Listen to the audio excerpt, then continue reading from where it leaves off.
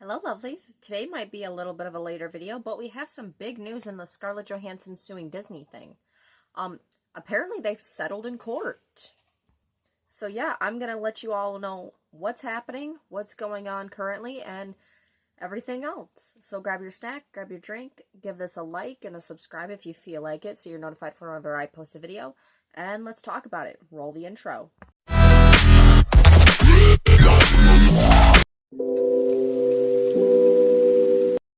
Alright, if you don't know what's going on, Scarlett Johansson, who plays Natasha Romanoff in Marvel's Black Widow and multiple other movies that she's done with Disney, and was planning on doing a Tower of Terror movie, which I guess was put in jeopardy because she sued Disney over the release of Black Widow in theaters.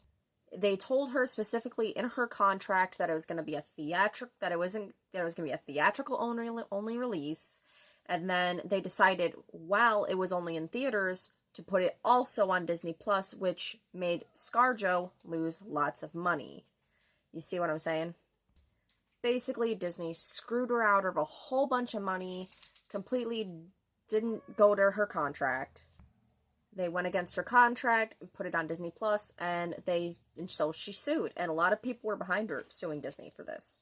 With other major people that Disney has worked with in recent years, like Emily Blunt for the release of Jungle Cruise that she did with Disney, and Emma Stone, who did the new Cruella film. And there was nothing really about it up until just today. Like, there was nothing for like a couple straight months since it came out that she was suing, and that Emma Stone and Emily Blunt were thinking about joining this massive lawsuit. And a lot of people were like congratulating her, like, go off queen in Hollywood for this. But yeah, I guess they've settled in court, and according to BBC and other news outlets, I'm going to read what it says now. Walt Disney and Scarlett Johansson have settled a legal dispute over the release of Marvel superhero movie Black Widow. Scarlett Johansson sued Disney 2 months ago, accusing it of breaching her contract when it offered the movie on its Disney Plus streaming service and was still showing it in cinemas.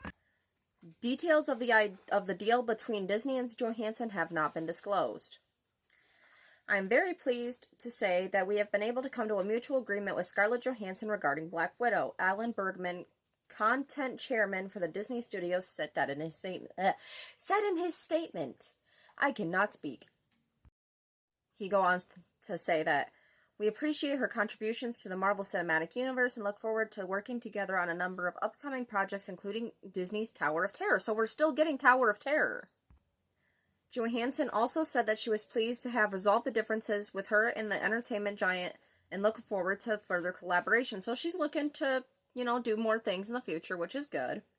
I'm incredibly proud of the work that we have done together over the years and greatly enjoyed my creative relationship with the team, her statement said. Johansson starred in Black Widow as the Russian assassin turned Avenger, cannot speak, superhero of the film's title, a role that she has played in 9 Marvel films as Natasha Romanoff.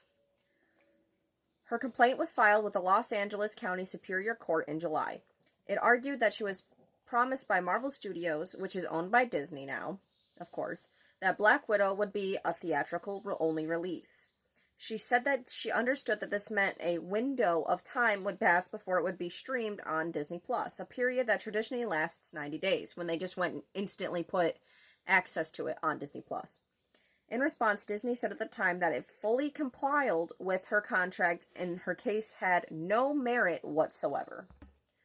The film has now grossed over $378 million worldwide box office receipts, according to film tracking service Box Office Mojo.